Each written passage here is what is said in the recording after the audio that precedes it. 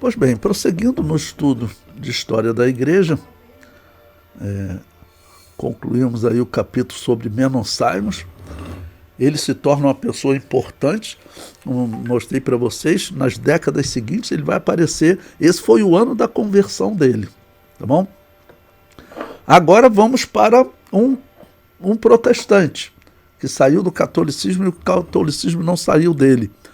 Vamos falar um pouco sobre João Calvino. Como eu disse para vocês, nesse período ele está nascendo para o protestantismo. Ele foge da França,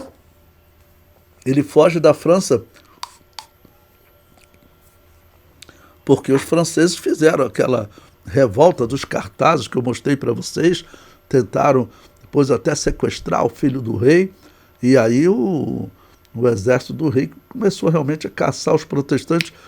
Calvino fugiu, foi para Genebra. Lembre-se que Genebra ficou praticamente órfã, porque Zwingli tinha morrido numa guerra contra os católicos. Esses são os protestantes, irmãos. Se eu não conto para vocês a história desses anabatistas, vocês falam, mas a igreja de Jesus era só história estranha.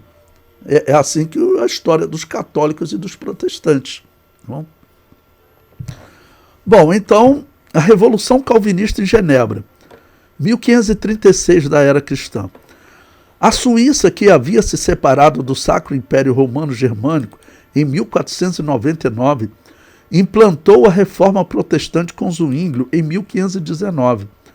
O país ficou dividido e ocorreu a Guerra Civil em 1529 a 1531, quando Zwinglio foi morto no campo de batalha.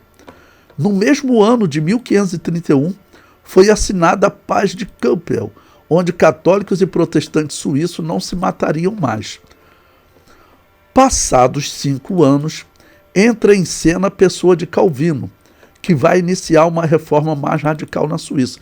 Na Suíça, eles chegaram à conclusão, quem quiser ser católico, quem quiser ser protestante, e Calvino, irmãos, ele vai implantar uma reforma, ele vai proibir até as artes, cantores, né, que iam cantando, mas que não fosse música na igreja, você deve pregar o evangelho para as pessoas, vem cantar para Jesus, Jesus te libertar.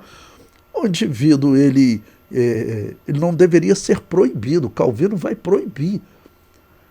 E aí ele vai perseguir aqueles que não pararem com a arte, teatro.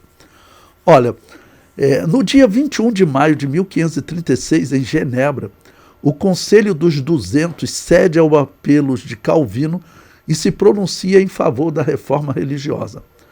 A pequena república urbana passaria então a ser a sede europeia do calvinismo, a forma mais rigorosa do protestantismo. Isso não sou eu que estou escrevendo, não, irmãos. Por isso que eu gosto de colocar citação para vocês. Isso é historiador secular. Isso é coisa que não tem dúvida da história. Então, a forma mais rigorosa de protestantismo, normalmente eu chamo isso de protestantismo xiita. Todo o radicalismo que tem na história eu comecei a chamar de xiita, né? O historiador prossegue. Prega uma religião despojada de seus ritos e da maior parte dos sacramentos, mantendo apenas 2 dos 7, o batismo e a Eucaristia, ou Santa Ceia, né?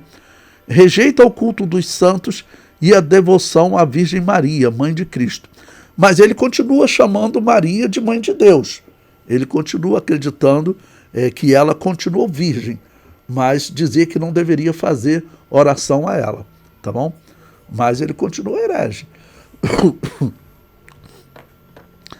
Sobre os anabatistas, Calvino escreveu, bom, aqui eu cito um livro, vou fazer diversas citações, o livro de Dave Hunt, o título do livro é Que Amor é Este? A Falsa Representação de Deus no Calvinismo. Tá bom?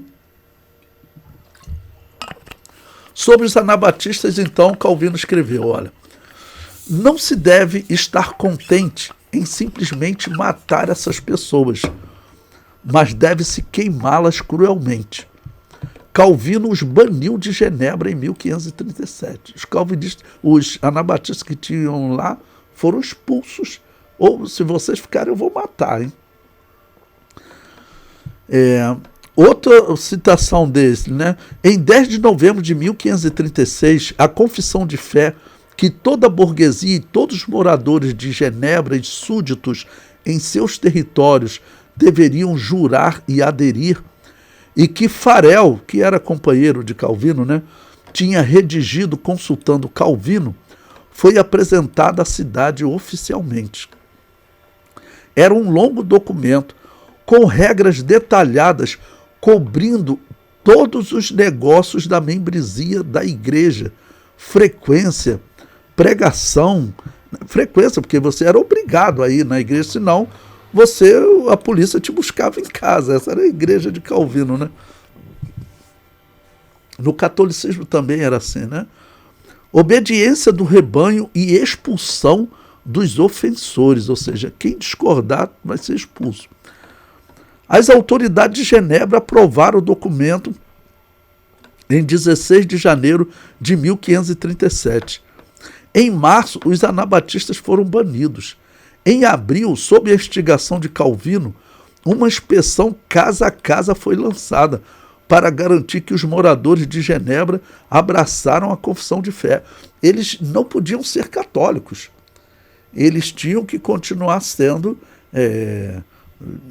protestantes, tinham que adotar mesmo a fé protestante.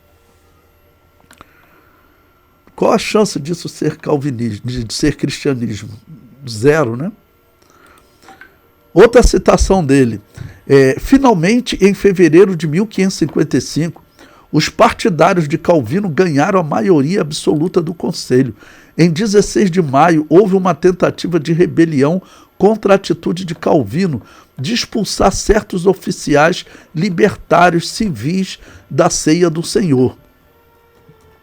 Os líderes do motim que fugiram de Genebra para Berne foram sentenciados à morte e à revelia.